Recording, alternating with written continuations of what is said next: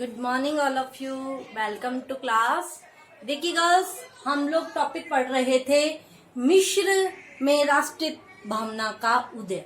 देखिए, हम लोगों ने जाना था कि किस तरह ब्रिटेन और मिस्र में एक समझौता हुआ था कि ब्रिटेन मिस्र से क्या करेगा, अपनी सेना हटा लेगा। लेकिन सूडान के प्रश्न पर दोनों में गतिरोध हो जाने के कारण ये समझौता क्या रहा था, असफल रहा था। ठीक है, तो जब अब ये समझौता असफल रहा तो अब मिस्र में फिर से क्या हो गई थी, सैनिक क्रांति हो गई। सैनिक क्रांति हुई और नासिर के द्वारा सत्ता को प्राप्त कर लिया गया था। देखिए क्या हुआ था इसके बाद।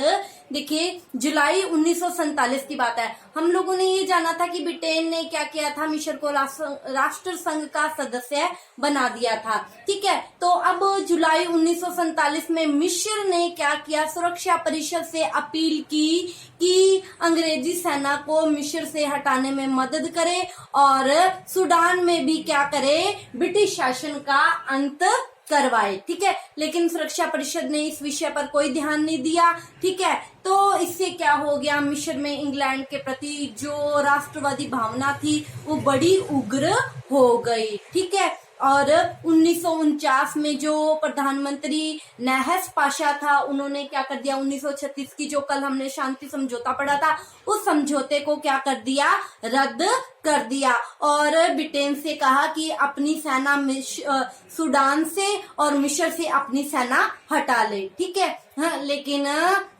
ब्रिटेन ने क्या किया, राजा फौद पर दबाव डाला और राजा फौद ने क्या किया, नहस पाशा को उसके पद से हटा दिया। जब नहस पाशा को उसके पद से हटाया तो क्या हो गया, मिस्र में जो ब्रिटेन के प्रति प्रतिक्रिया थी वो और ज्यादा उग्र हो गई और आगे चलकर क्या हो गया, मोहम्मद नगीस और नासिर के हाथों में सत्ता आ गई। ठीक है, मोहम्मद नगीस और मोहम्मद नासिर के नेतृत्व में क्या हुआ था, मिस्र में 26 जुलाई 1952 में क्या हो गई थी, सैनिक क्रांति हो गई और मिस्र में क्या हो गया था, गणतंत्र की स्थापना हो गई। और इस गणतंत्र का पहला राष्ट्रपति किसको बनाया गया था, नगीस को गणतंत्र का पहला राष्ट्रपति बनाया गया और ये जो नासिर था इसको क्या बनाया गया था, प्रधानमंत्री बनाया गया था। ठीक है, लेकिन क्या हुआ था,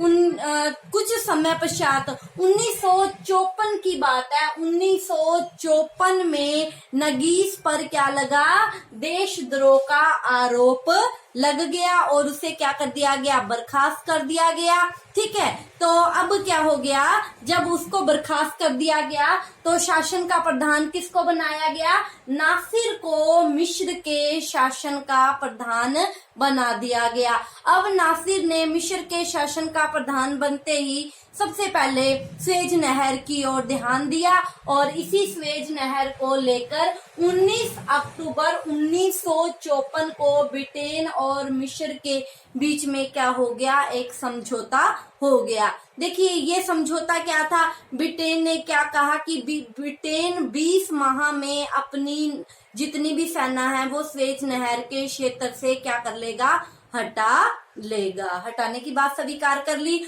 और स्वेज नहर के क्षेत्र में ब्रिटिश लोगों के जो भी केंद्र हैं, उनके जो भी कारखाने हैं, जो भी मशीनें हैं, वो 7 साल तक वहां कायम रहेगी। लेकिन इसका जो संचालन है वो सेना के द्वारा नहीं किया जाएगा। ठीक है, तो ये समझौता हो गया। अब क्या हो गया कि स्वेज नहर को लेकर क्या किया, नासिर ने स्वेज नहर का राष्ट्रीयकरण कर दिया। देखिए स्वेज नहर का ये जो राष्ट्रीयकरण हुआ था कैसे हुआ था, देखिए 1948 में जब इजराइल का निर्माण हुआ था तो अरब देशों ने क्या किया था, इजराइल पर आक्रमण कर दिया था। ठीक है, और मिस्र भी क्या था, इनके साथ था। मिस्र ने भी क्या किया था, अरब राज्यों के साथ मिलकर इजराइल पर आक्रमण कर दिया था। ठीक है, अब क्या हो गया था, लेकिन मिस्र क्या हो गया था, इसमें हार गया था। फिजुला के क्षेत्र में क्या हो गया था, मिस्र हार गया था। अब देखिए जब नासिर सत्ता में आया था तो नासिर ने क्या किया, स्वेज नहर का राष्ट्रीयकरण का काम किया। देखिए इसने क्या कहा, नासिर का मत था कि किसी भी देश को ये अधिकार है कि उसके यहाँ कोई ऐसी कंपनी आती है जो उसके राज्य में काम करती है और चार्टर लेकर काम करती है। जैसे मिस्र में ब्रिटिश लोग आए थे तो एक शासन पत्र दिया था, चार्टर दिया था। तो नासिर पाशा का क्या कहना था कि किसी देश में, किसी राज्य में कोई कंपनी का चार्टर लेकर काम करने आती है तो उस देश को अधिकार है कि वो उसे अपने अंतर्राष्ट्रीय नियंत्रण में रखे। ठीक है, तो अपने अधिकार में लेवे।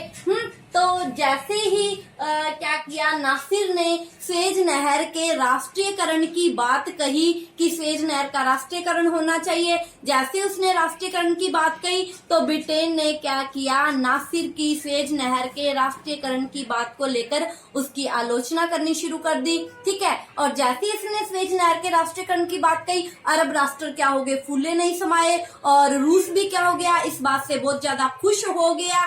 ठीक है, तो अब देखिए ब्रिटेन और फ्रांस दोनों के पास थे स्वेज नहर के ज्यादातर शेयर, हम लोगों ने जाना था दोनों के पास थे स्वेज नहर के शेयर। ठीक है, अतः वो नासिर की इस बात से क्या थे, सहमत नहीं थे। अतः उन्होंने नासिर पर दबाव डाला, लेकिन नासिर पर इसका कोई असर नहीं हुआ। तो उन्होंने नासिर पर दबाव डालते हुए एक अंतर्राष्ट्रीय सम्मेलन बुलाया। इस अंतर्राष्ट्रीय सम्मेलन का भी नासिर पाशा पर कोई प्रभाव नहीं पड़ा। अतः ब्रिटेन, फ्रांस और इजराइल ने मिलकर 29 अक्टूबर को मिस्र पर आक्रमण कर दिया। लेकिन सोवियत संघ ने क्या दी, धमकी दी, और इस धमकी के कारण आक्रमणकारियों को क्या करना पड़ा, युद्ध बंद करना पड़ा, और स्वेज नहर पर पूर्ण रूप से क्या हो गया, अब मिस्र का अधिकार हो गया। ठीक है, इस तरह इतने लंबे संघर्ष के बाद मिस्र को क्या हुई, स्वतंत्रता की प्राप्ति हुई। ठीक है, अब जब उसको स्वतंत्रता की प्राप्ति होगी तो अब नासिर के समक्ष दो ही कार्य थे, एक आंतरिक दिशा को सुधारना और एक अंतर्राष्ट्रीय क्षेत्र में अपनी नीति को निर्धारित करना। ठीक है, तो नासिर पाशा ने क्या किया, सबसे पहले जमींदारी प्रथा का क्या कर दिया, अंत कर दिया, और किसानों को जमीन का स्वामी बना दिया गया। सरकारी समितियों का गठन किया गया। अलेक्जेंड्रिया और कैरो के बीच का जो मरु प्रदेश था उसको कृषि योग्य बनाया गया। सिंचाई के लिए आसवान बांध का निर्माण करवाया गया, और इसी बांध से क्या निकाली गई, नहरें निकाली गई, और विद्युत का उत्पादन भी किया गया। ठीक है, अब क्या हो गया कि प्राचीन शान और आधुनिक दुर्भाग्य का ये जो नया देश मिस्र, जब क्या हो गया, पूर्ण रूप से स्वाधीन हो गया, आजाद हो गया। इस मिस्र का नया नाम क्या रखा गया, संयुक्त अरब गणराज्य, इसका नया नाम रखा गया। ठीक है, तो देखिए इस गणराज्य में 1958 में सीरिया व यमन भी क्या हो गए, अपनी स्वेच्छा से सम्मिलित हो गए। उन्होंने क्या कहा कि हम मिस्र में सम्मिलित होना चाहते हैं। ठीक है, और सम्मिलित हो गए। लेकिन 1961 में सीरिया और यमन दोनों ने क्या किया, मिस्र से अपना संबंध विच्छेद कर लिया। ठीक है, तो इस तरह हम लोगों ने अरब राष्ट्रवाद या मिस्र के स्वाधीनता संघर्ष के लिए मिस्र ने जो जो प्रयास किए, ठीक है, अपने आप को आजाद करवाने के लिए उसके द्वारा जो जो कार्य किए, और अंत में संपूर्ण प्रभुत्व संपन्न के रूप में मिस्र एक स्वतंत्र राष्ट्र बना और उसका संयुक्त नाम अरब गणराज्य पड़ गया। ठीक है, तो ये टॉपिक हमारा काफी दिनों से चल रहा है और ये टॉपिक आज हमारा यहीं समाप्त होता है। तो आज की क्लास में ये टॉपिक खत्म होता है। कल की क्लास में हम नए टॉपिक के साथ मिलेंगे। आप इसका स्क्रीनशॉट ले लीजिए। Thank you all of you.